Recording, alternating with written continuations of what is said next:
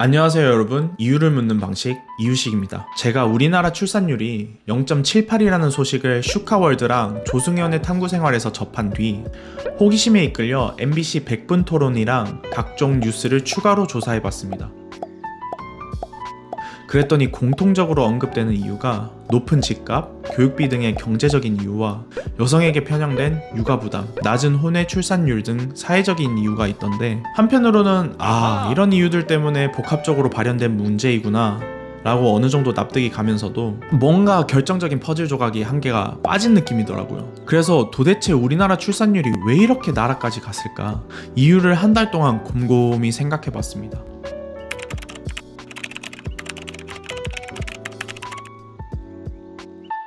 앞서 언급한 것처럼 출산율이라는 문제가 복합적인 문제라고 생각이 들더라고요. 대한민국의 출산율이 전 세계에서 가장 낮을 뿐만 아니라 가장 빠른 속도로 하향세를 겪고 있는 데는 분명히 근본적인 이유가 있을 것 같았어요. 제가 생각하는 낮은 출산율의 결정적인 이유는 일상에서 느끼는 행복감의 빈도가 매우 낮고 자식을 낳을 여유도 없고 의미도 못 찾아서입니다. 왜냐면 우리나라 사람들은 내 인생을 정할 수 있는 자유가 매우 낮다고 느끼고 있고, 그 와중에 원하는 삶의 수준은 매우 높은데 일하는 시간은 너무 많아서 삶의 여유가 없기 때문입니다. 우리나라 출산율이 0.78을 찍었을 때 과연 출산율만 낮게 잡혔을까요?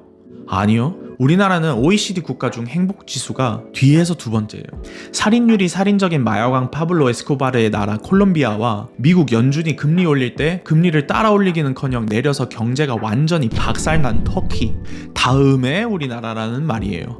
세계행복보고서 WHR 지수로 봐도 총 137개국 중 59위입니다. 그렇다고 제가 우리나라가 절대적으로 불행한 나라다 라고 생각하지는 않아요. 이 영상에서도 베터 라이프 인덱스 등의 지수를 측정할 때 문제점을 언급한 것이 굉장히 공감이 갔던 것처럼, 행복이라는 주관적이고 정성적인 영역을 정량적으로 측정할 때 분명히 빈틈이 생기기 마련이거든요. 자, 근데 왜 이런 지표를 언급했느냐 하면요, 세계행복 보고서에는 총 8가지 항목을 종합해서 지표로 삼는데, 그 중에 Ranking of Freedom to Make Life Choices, 와, 이거 다 쉽더라고요.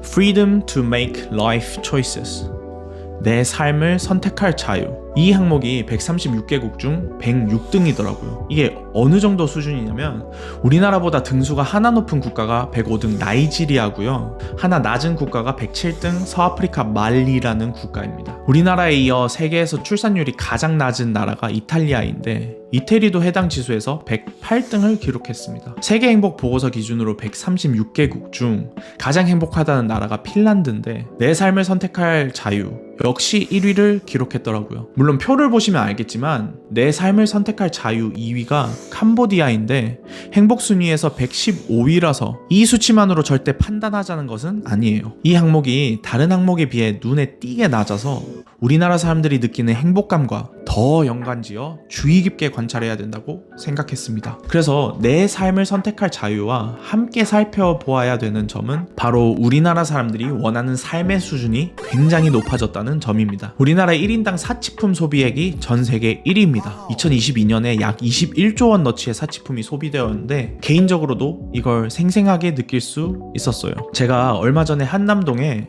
구찌 플래그십 스토어 중 하나인 구찌 가옥에 가봤거든요. 안에도 정말 감각적으로 제품이 잘 돋보이게 전시되어 있고, 일일이 한 분씩 배정되어서 정말 친절하게 설명도 잘 해주셨어요. 그리고 한국 전용으로 세련된 파란색으로 구찌 패턴이 들어간 제품도 있더라고요. 정말 한국 시장을 중요시하는 게 느껴질 정도로 신경을 많이 기울였더라고요. 삶의 기준이 높아졌다고 또 느낀 부분이 바로 우리나라가 26조를 2022년 한 해 동안 사교육에 사용했다는 점입니다. 아까 사치품이 21조였거든요.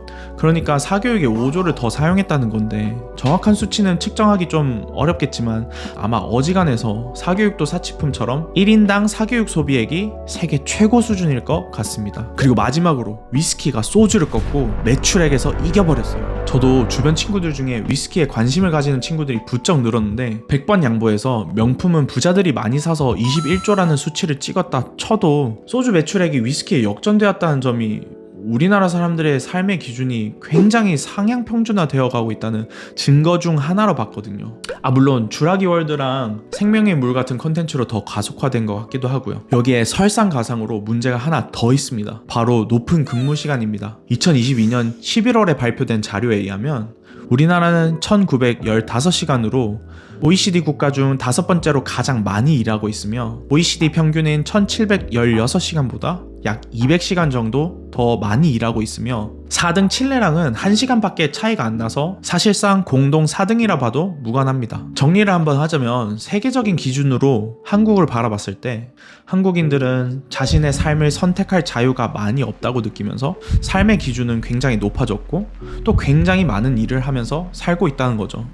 그래서 이걸 한꺼번에 조합해서 출산율을 비춰보는 프리즘처럼 한번 투과해서 보니까 이런 생각이 들더라고요. 우리나라에서 일종의 성공한 삶이라는 어떤 경직된 잣대에 맞추기 위해서 어릴 때부터 달려온 사람이 많을 뿐더러 그런 길을 가지 않은 사람들마저 그 기준에 부합해야 된다는 압박감이 있는 것 같아요.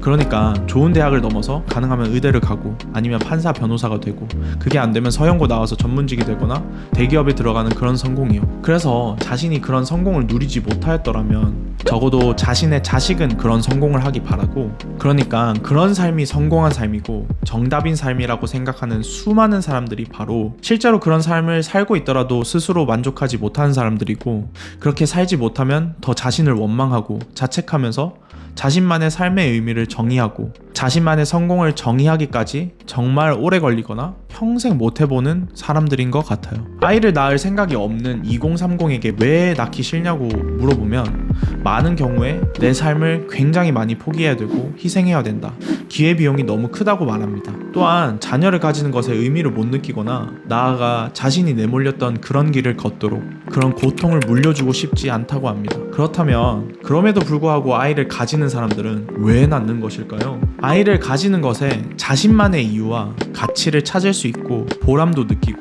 내가 희생하는 것에 비해 얻을 수 있는 행복이, 내 미래가 더 행복해질 수 있다는 어떤 일말의 믿음이 있기에 낳는다고 생각합니다. 저는 자녀를 가지고 싶지 않다는 것 그 자체가 문제라고 생각하지 않습니다. 살면서 마주하는 현실적인 문제도 해결하기 너무나도 어려운 법이고 자신의 인생의 주체는 자기 자신이기 때문에 개인의 선택과 판단은 존중받아야 마땅하기 때문이죠. 하지만 그럼에도 불구하고 우리나라의 출산율이 0.78인 이유는 바로 자신만의 삶의 의미와 가치를 정해보는 연습을 많이 못해보고 경직된 성공의 개념에 시달려서 일상에서 행복감을 느끼기 어려워하는, 그럴 여유가 많이 없을 정도로 일을 많이 하는 우리의 모습 때문이라고 생각합니다.